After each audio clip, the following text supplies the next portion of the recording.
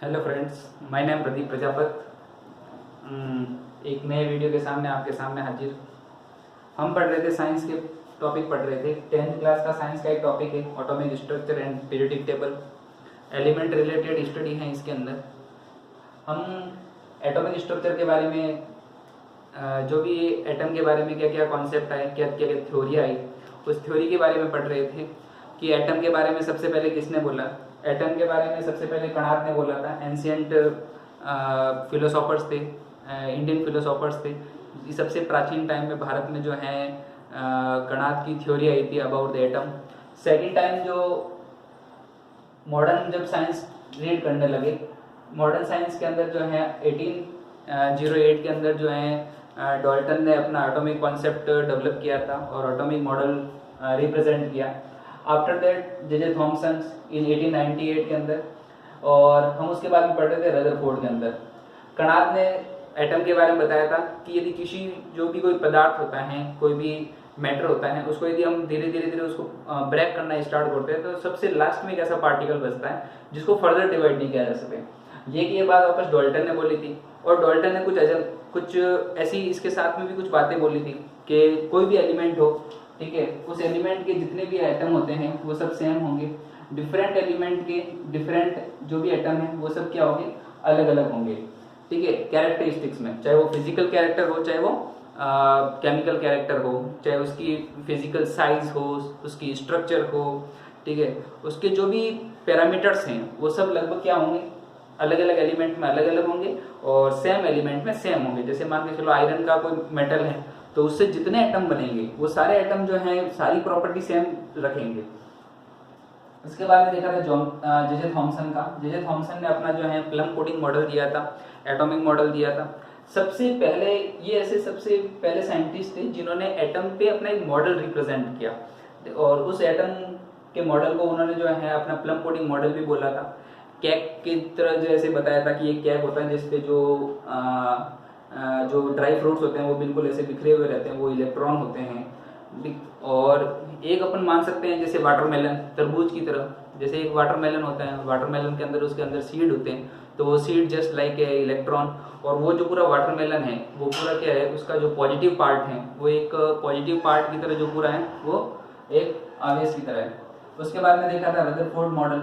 Rutherford जो है 1911 के अंदर उसने एक कॉन्सेप्ट डेवलप किया था, अपना एक सबसे अच्छा एटॉमिक मॉडल दिया था जो आज भी जो है वो एप्लीकेबल है। तो इसके बारे में भी हम रीड कर रहे थे रदरफोर्ड के बारे में। रदरफोर्ड एटॉमिक मॉडल एक बार वापस देखते हैं कि इसने क्या किया था। रदरफोर्ड एटॉमिक मॉडल के अंदर उसने एक कॉन्सेप्ट दिया था।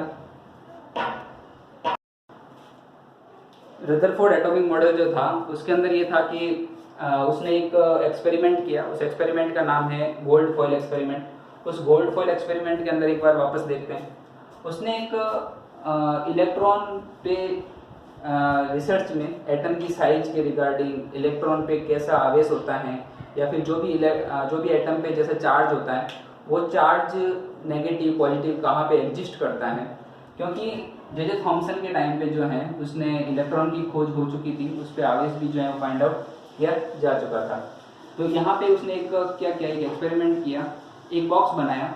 इस बॉक्स के उसने जो है अल्फा कण भरे, अल्फा पार्टिकल, इस बॉक्स के अंदर अल्फा पार्टिकल भरे, और उसके जस्ट ठीक सामने उसने एक गोल्ड फॉइल लिया, एक बहुत पतली पन्नी, गोल्डन पन्नी ली, जिसकी मोटाई जो है वो ली थी उसने 10⁻⁷ मीटर, ठीक है, या फिर अपन बोल सकते हैं 100 नैनोमीटर। ये इस इतनी पतली जो है वो बिल्कुल इतनी थिक जो है एक गोल्ड फॉइल ली, एक पतली पन्नी ली उसके सामने, और यहाँ पे एक बाहर जो है एक लेयर बनाई, एक जो है एक कवच बनाया, ठीक है, और उस कवच पे जो है ZnS की पॉलिश कर दी, जिंक सल्फेट, ठीक है, जिंक सल्फाइड की जो है वो इसके ऊपर जो है वो कोटिंग कर दी, ठीक है, पॉलिश कर दी। इससे क्या होगा, यहाँ से उसने फिर क्या किया, यहाँ से अल्फा कण बम्बार्ड करवाए, ठीक है, किस पे, गोल्ड फॉइल पे। अब ये गोल्ड फॉइल इतनी पतली थी जैसे लगभग एटम की साइज के अकॉर्डिंग उसने कंसिडर कर लिया कि एटम की साइज के बराबर इसने इतनी पतली उसको बना दिया। यहाँ पे जब इसने अल्फा कण बम्बार्ड करवाए तो यहाँ पे उसने देखा कि बहुत सारे अल्फा कण जो थे वो बिल्कुल सीधे निकल गए, बहुत सारे अल्फा पार्टिकल यहाँ से सीधे निकल गए, कुछ अल्फा पार्टिकल यहाँ से डाइवर्ट हुए, यहाँ से डाइवर्ट हुए। ये जो ZNS की जो कोटिंग की थी, इस पे जब अल्फा पार्टिकल इस कोटिंग पे बम्बार्ड हो रहा था, यहाँ से रिफ्लेक्ट होके या फिर यहाँ से जो है डाइवर्ट होके यहाँ पे जब बम्बार्ड हो रहे थे, तो यहाँ पे एक फ्लैश डेवलप हो रहा था, एक आर्च डेवलप हो रहा था। उससे ये लग रहा था कि यहाँ पे जो अल्फा पार्टिकल हैं वो यहाँ से रिफ्लेक्ट होने के बाद में जो है वो इस लेयर पे जो है वो बम्बार्ड हो रहे हैं या उस पे आ रहे हैं, ये दिखाने के लिए सिर्फ ये फ्लैश डेवलप करता था। उसके बाद में रदरफोर्ड ने बोला कि कुछ पार्टिकल सीधे निकल जाते हैं सामने की तरफ, कुछ जो है वो डाइवर्ट होते हैं। 20,000 में से सिर्फ एक पार्टिकल जो है वो वापस रिटर्न होता है। 20,000 पार्टिकल में से सिर्फ एक पार्टिकल जो है वो 180 डिग्री पे रिटर्न होता है। ठीक है, ये उसके जो है वो प्रेक्षण थे, जिसको हम बोल सकते हैं, उसने अपने एक्सपेरिमेंट के अंदर ये देखा। उसके बाद में एक डायग्राम और बनाते हैं। ये मान के चलो ये एटम है, ठीक है, ये एटम है और उस एटम के अंदर ये पॉजिटिव चार्ज है। ठीक है, ये मान के चलो कोई भी कुछ भी रहा हो, ठीक है, अल्फा पार्टिकल पॉजिटिव है, ये मान के चलो अल्फा पार्टिकल पॉजिटिव। अब यहाँ पे क्या हुआ, जब ये अल्फा पार्टिकल इस पे आए, ठीक है, इस गोल्ड फॉइल का एक एटम है उसको अपन बाहर ले लिया। इस एटम पे जब अल्फा पार्टिकल आए तो यहाँ पे उसने देखा कि कुछ पार्टिकल जो थे, जो दूर थे, ठीक है, वो सीधे ऐसे जो दूर थे वो सीधे निकल गए। जो इस न्यूक्लियस के पास में थे या फिर बोल सकते जो सेंटर के जो पास में निकले वो ऐसे डाइवर्ट हुए। वो क्या हुए, ऐसे डाइवर्ट हुए,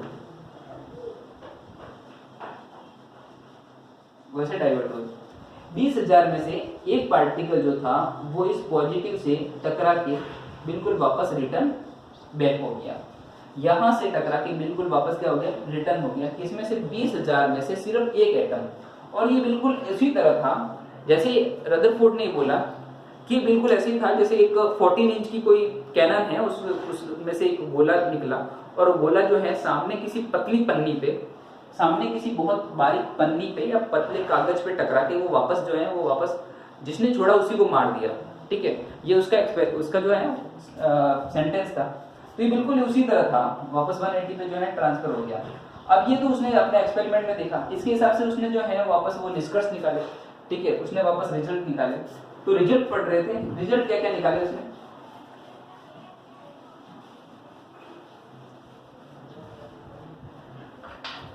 देखो रदरफोर्ड के क्या क्या रिजल्ट थे।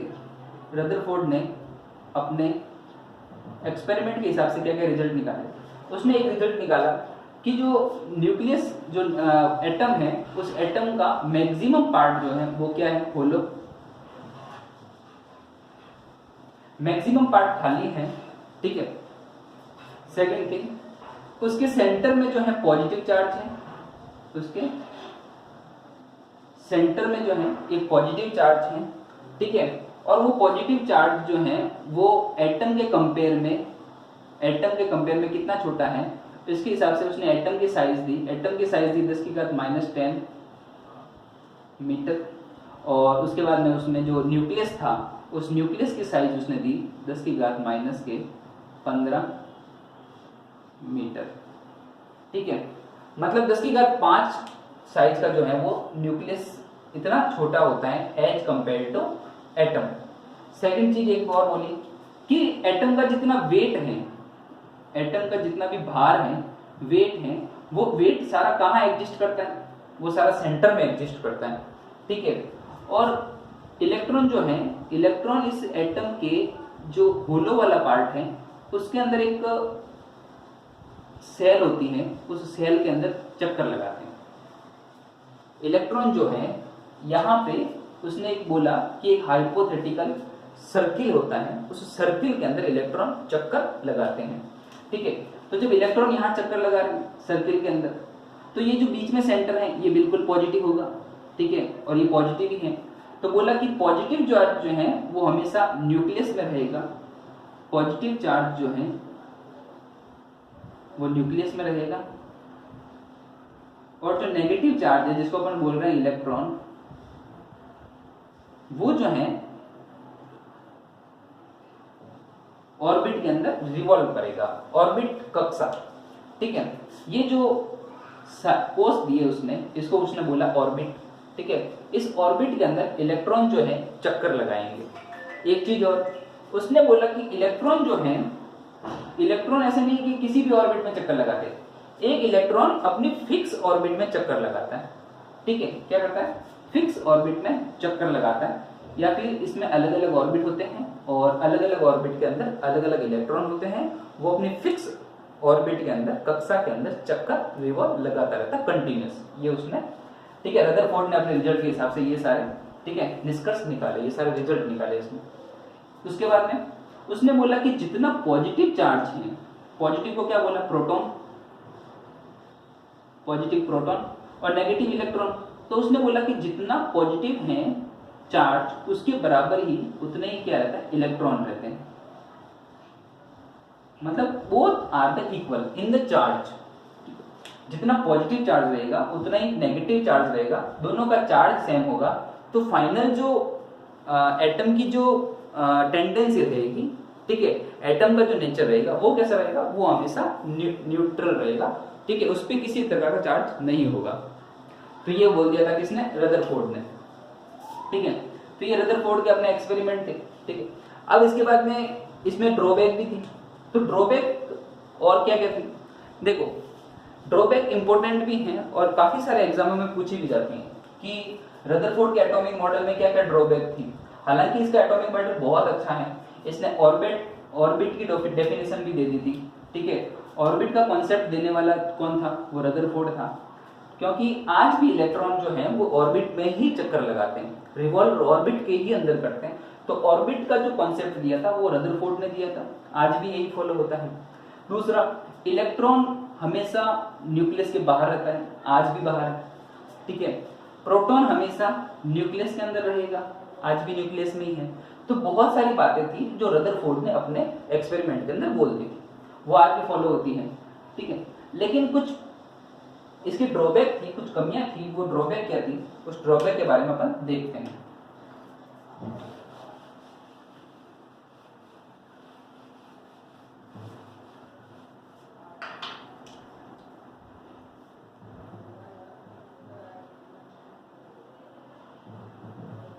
ड्रॉबैक या फिर अपन बोल सकते हैं इसकी कमियां थी। इसकी क्या क्या कमियां थी? देखो, सबसे पहले तो क्या था कि इसकी सबसे बड़ी कमी थी कि इसने जो है इलेक्ट्रॉन की जो पोजीशन है वो एग्जैक्टली क्लियर नहीं कर पाया, ठीक है। इलेक्ट्रॉन के बारे में पूरा एग्जैक्टली जो उसकी नेचर है इलेक्ट्रॉन के एटम के अंदर, वो कैसे रिवॉल्व करता है, उसकी क्या टेंडेंसी है, वो क्या फिक्स में करता है या नहीं। तो ये बहुत सारे जो है ये ड्रॉबैक थी। तो पहले तो उसको इलेक्ट्रॉन की स्टेबिलिटी के बारे में, इलेक्ट्रॉन के बारे में नहीं बताया। उसके बाद में एक मैक्सवेल का जो प्रिंसिपल था, मैक्सवेल के प्रिंसिपल का आंसर नहीं दे पाया। मैक्सवेल का सिद्धांत क्या कहता है? मैक्सवेल का सिद्धांत ये कहता है कि यदि कोई इलेक्ट्रॉन, ये एटम है, इस एटम के अंदर ये न्यूक्लियस, यदि कोई इलेक्ट्रॉन किसी एटम के अंदर रिवॉल्व कर रहा है, ये मान के चलो ये एक इलेक्ट्रॉन है, ये रिवॉल्व कर रहा है, तो एक रिवॉल्व करता हुआ इलेक्ट्रॉन हमेशा रेडिएशन इमिट करेगा, रेडिएशन एग्जिट करेगा, मतलब उत्सर्जित करेगा, इमिट करेगा, ठीक है। तो जब यहाँ से रेडिएशन इमिट होगा तो इसकी एनर्जी में कमी आएगी, इसकी एनर्जी धीरे धीरे रिड्यूस होगी। देखो, यहाँ पे पॉजिटिव चार्ज, ये इलेक्ट्रॉन, जब इसकी एनर्जी कम होगी, धीरे धीरे एनर्जी लॉस होगी, तो धीरे धीरे क्या होगा, ठीक है, इसका जो चार्ज है वो कम होगा और इसका चार्ज तो कांस्टेंट है, इसके अंदर जितने प्रोटॉन है उतने प्रोटॉन कांस्टेंट बैठे।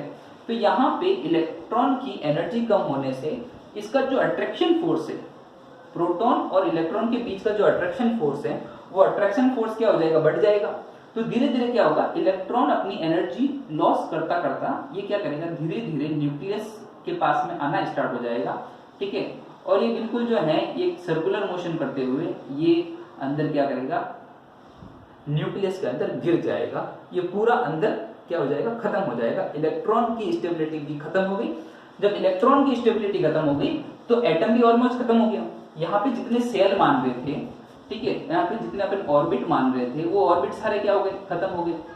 इलेक्ट्रॉन खत्म हो गया,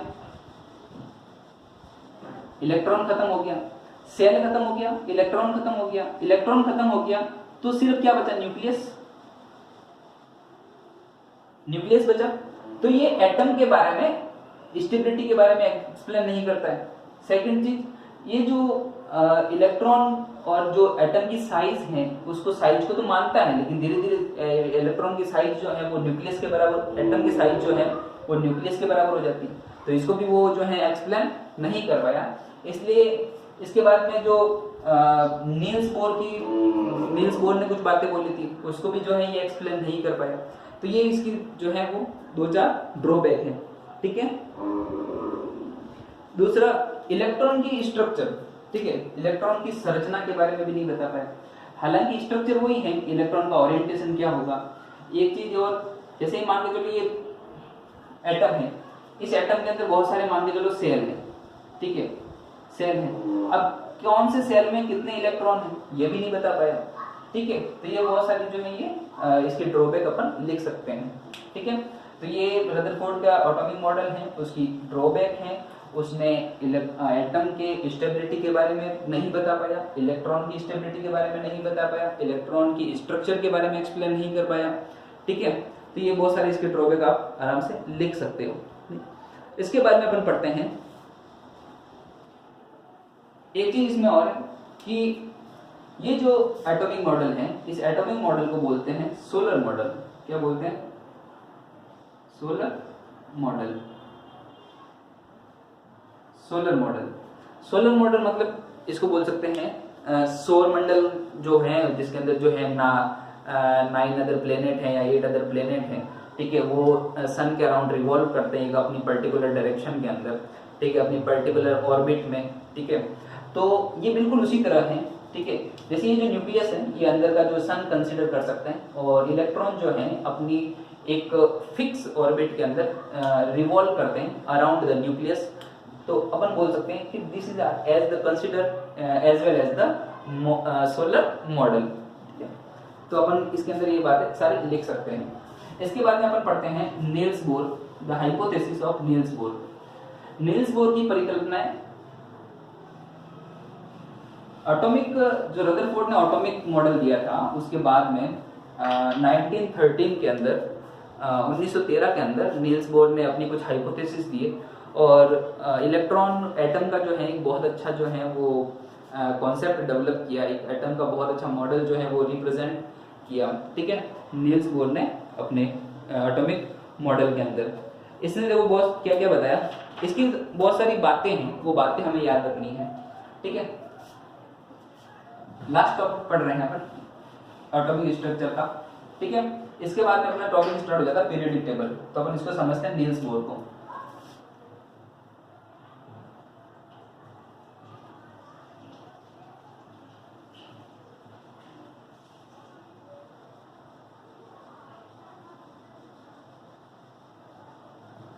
ठीक है, Niels Bohr atomic hypothesis, Niels Bohr की जो है वो परमाणविक परिकल्पना है। अब इसने क्या कहा, इसने बोला कि ये कोई एटम है, ये कोई एटम है, ठीक है, ये एक परमाणु है, परमाणु की संरचना है, ठीक है। परमाणु के बीच में जो हमेशा न्यूक्लियस रहेगा, उसने जैसा बोला था, और बीच में प्रोटॉन रहेगा, इलेक्ट्रॉन की साइज के बारे में, ठीक है। ये बिल्कुल इलेक्ट्रॉन के प्रोटॉन के साइज के कंपेयर में न्यूक्लियस जो है बहुत छोटा पार्ट है, और इसका मैक्सिमम पार्ट होलो है। इसने बोला कि ये फिक्स ऑर्बिट के अंदर इलेक्ट्रॉन चक्कर लगाता है, ठीक है, इलेक्ट्रॉन चक्कर लगाता है। देखो इसके अंदर एक था कि जो मैक्सवेल ने बोला था, मैक्सवेल का आंसर इसने दे दिया था। मैक्सवेल ने ये बोला कि यदि कोई इलेक्ट्रॉन जो है मान के चलो वो चक्कर लगाता है तो वो रेडिएशन अपनी इमिट करता है, ठीक है, तो फिर वो अपनी स्टेबिलिटी कैसे मेंटेन करता है, उसकी जो एनर्जी रिड्यूस हो रही है उसको कैसे वो मामला कैसे सेट करता है, अपनी इलेक्ट्रॉन जो है अपनी स्टेबिलिटी को मेंटेन कैसे करेगा। तो मैक्सवेल का इसने आंसर दिया था कि यदि कोई इलेक्ट्रॉन जो है वो किसी भी ऑर्बिट के अंदर, ठीक है, किसी भी ऑर्बिट के अंदर मान के चलो रिवॉल्व कर रहा है, इसने बोला कि ये एनर्जी लेवल है, ये क्या है, एनर्जी लेवल है, सेल भी बोल सकते हैं इसको, ऑर्बिट भी बोल सकते हैं। तो देखो इसने नाम दिया था सेल, ठीक है, जिसको अपन हिंदी में बोल सकते हैं कोष, ठीक है, सेल। इसको अपन ऑर्बिट भी बोल सकते हैं, ऑर्बिट, ठीक है। इसने सेल दिया था और इसने जो है सेल ने बोला कि ये जो है ये एनर्जी लेवल है, क्या है, ये एनर्जी लेवल है, अलग अलग एनर्जी लेवल है। जो न्यूक्लियस के ज्यादा पास में रहेगा उसकी एनर्जी जो है वो कम रहेगी, ठीक है, और जो न्यूक्लियस से दूर रहेगा उसकी एनर्जी क्या होगी, ज्यादा होगी।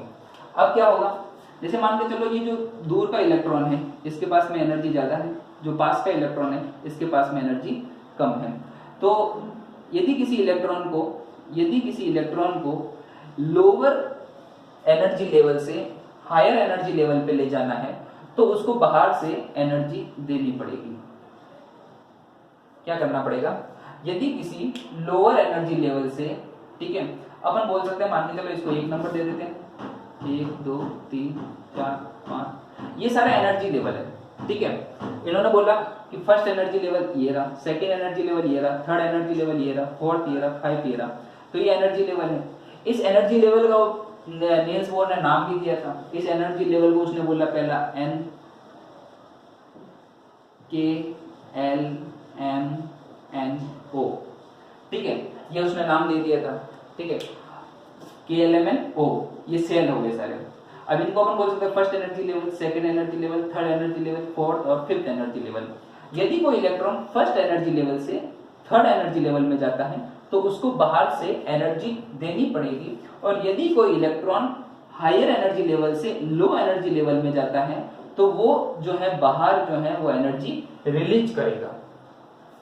जब कोई इलेक्ट्रॉन रिवॉल्व करता है या फिर अपने रिवॉल्विंग के दौरान यदि कोई हायर एनर्जी लेवल से लो एनर्जी लेवल और लो एनर्जी लेवल से हायर एनर्जी लेवल पे जाता है, उस कंडीशन में उसको जो है या तो एनर्जी देनी पड़ती है या फिर उससे एनर्जी लेनी पड़ती है, और इसी एनर्जी के दौरान जो है वो क्या बनता है, स्पेक्ट्रम बनता है।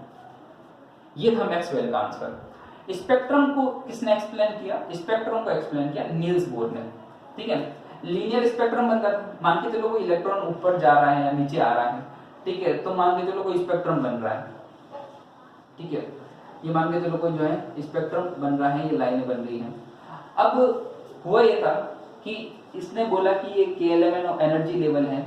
दूसरा, जब इलेक्ट्रॉन हमेशा उसी ऑर्बिट के अंदर चक्कर लगाएगा, इलेक्ट्रॉन हमेशा उसी ऑर्बिट में चक्कर लगाएगा जिस ऑर्बिट का एंगुलर मोमेंटम एक फिक्स एंटिटी होगा या फिर एक इंटीजर होगा, ठीक है, या फिर हम बोल सकते हैं किसी एक पूर्ण संख्या का मल्टीपल होगा, ठीक है, किसी इंटीजर का जो है वो मल्टीपल होगा।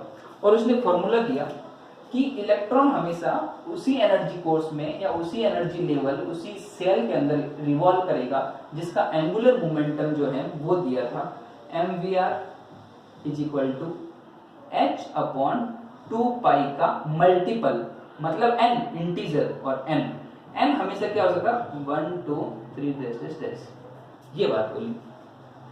इलेक्ट्रॉन उसी एनर्जी कोर्स में उसी सेल के अंदर रिवॉल्व करेगा जिसके अंदर जो है एंगुलर मोमेंटम, ठीक है, क्या है, एंगुलर मोमेंटम, इसको बोलते हैं हिंदी में कोणीय संवेग।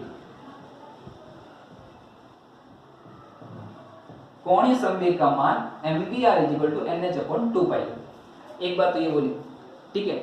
अब मान के चलो कोई भी जो है सेल है, ठीक है, इसके अंदर इलेक्ट्रॉनों की संख्या निकालनी, कि मान के चलो वो फर्स्ट सेल होता है, ठीक है, इसके अंदर इलेक्ट्रॉन की संख्या जो होती है वो 2 होती है, ठीक है, उसके बाद में जो इसके अंदर होती है इलेक्ट्रॉनों की संख्या 8 होती है। तो यहाँ पे उसने इलेक्ट्रॉन को नंबर निकालने के लिए कि किसी भी सेल में कितने इलेक्ट्रॉन होंगे ये भी दिया, इलेक्ट्रॉन का नंबर बताया उसने, एक फॉर्मूला दिया, उसको लिखा उसने 2n², जहां पे n बराबर 1 2 3 4 टेस्ट। ये सारे n बराबर क्या है, एनर्जी लेवल, क्या है, एनर्जी लेवल। ये है नंबर ऑफ इलेक्ट्रॉन, किसी भी सेल के अंदर number of electron, number of electron, number of electron in cell, या फिर बोल सकते हैं ऑर्बिट। ठीक है, किसी भी सेल या किसी भी ऑर्बिट के अंदर नंबर ऑफ इलेक्ट्रॉन कितने होंगे, n बराबर जो रख लो आप, n बराबर 4 रख लो तो नंबर ऑफ इलेक्ट्रॉन आ जाएंगे। ठीक, तो ये तो एक नंबर ऑफ इलेक्ट्रॉन बताए, किसी भी सेल या सेल के अंदर ऑर्बिट के अंदर कितने इलेक्ट्रॉन होंगे। ठीक है, इसके अलावा जितने इलेक्ट्रॉन हैं उतने ही न्यूक्लियस के अंदर प्रोटॉन भी होंगे, जितने इलेक्ट्रॉन हैं उतने ही न्यूक्लियस के अंदर क्या होंगे, प्रोटॉन होंगे। ठीक है, ये था लगभग बहुत सारी जो नील्स बोर ने अपनी हाइपोथेसिस के अंदर बहुत सारी जो भी बातें बोली वो बातें। ठीक है, इलेक्ट्रॉन एनर्जी इमिट कब होगी और एनर्जी गेन कब होगी, जब हायर कॉस्ट और लोअर जो सेल है, हायर लेवल और जो लो लेवल सेल है उसके अंदर इलेक्ट्रॉन का यदि मूवमेंट होता है तभी एनर्जी का इमिट होना या एनर्जी का गेन होना कि जो है वो इंसिडेंट यहाँ पे होते हैं। ठीक है, इसके बाद में एंगुलर मोमेंट का जो है वो ये याद रखना है। ठीक है, यहाँ पे एक चीज कि इन्हें जो नाम दिए थे KLMNO, ठीक है, ये सेल के नाम दिए बाय द नील्स बोर। ठीक है, नील्स बोर ने इन सेल के नाम भी दे दिए थे। उसके बाद में उसने बोला कि ये सारे एनर्जी लेवल हैं, ये सारे ऊर्जा स्तर हैं। ठीक है, और इनकी ऊर्जा धीरे धीरे आप जब न्यूक्लियस से दूर जाओगे तो इनकी ऊर्जा का लेवल बढ़ेगा, ऊर्जा का जो है वो वैल्यू बढ़ेगा। ठीक है, तो ये इसकी बातें हैं। अब इसकी भी कुछ ड्रॉबैक हैं, इसकी कुछ कमियां हैं, वो कमियां क्या क्या हैं वो देखते हैं। देखो, नील्स बोर की बहुत सारी बातों को उसने एक्सप्लेन कर दिया था, लेकिन एक दो बातें ये थी कि एक तो जब मैक्सवेल का जब लीनियर स्पेक्ट्रम के बारे में एनालिसिस चल रहा था तो बोला कि मैक्सवेल की लीनियर स्पेक्ट्रम की जो लाइन है, ये स्पेक्ट्रम की लाइन है, ये लाइन खुद बहुत छोटी छोटी लाइन के अंदर डिवाइड होती है, बहुत छोटी छोटी लाइन के अंदर डिवाइड होती है। एक स्पेक्ट्रम की लाइन बहुत सारी छोटी छोटी लाइनों के अंदर डिवाइड होती है। तो नील्स बोर ये जो छोटी छोटी लाइनें हैं, ठीक है, एक लीनियर स्पेक्ट्रम के अंदर भी जब माइक्रोस्कोप से देखा गया तो वो लाइनें और भी सब डिवाइड थी, इन सब डिवाइड लाइन के बारे में वो एक्सप्लेन नहीं कर सका। First thing. Second thing, second बात ये थी उसकी ड्रॉबैक के अंदर, सेकंड बात के अंदर क्या था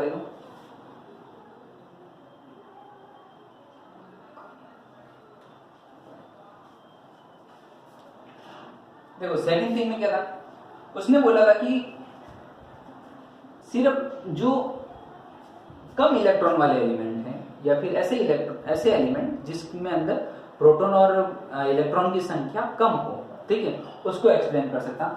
ठीक है, तो higher level, higher element,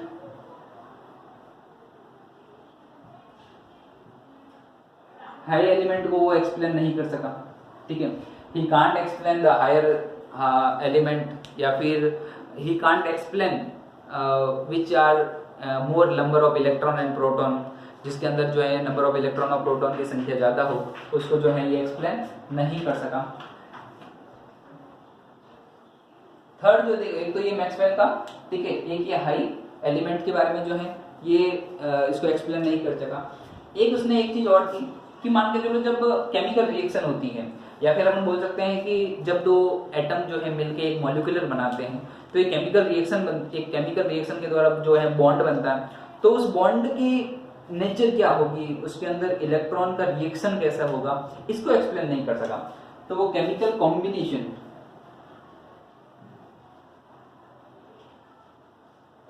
chemical reaction के बारे में जो है वो एक्सप्लेन नहीं कर सका।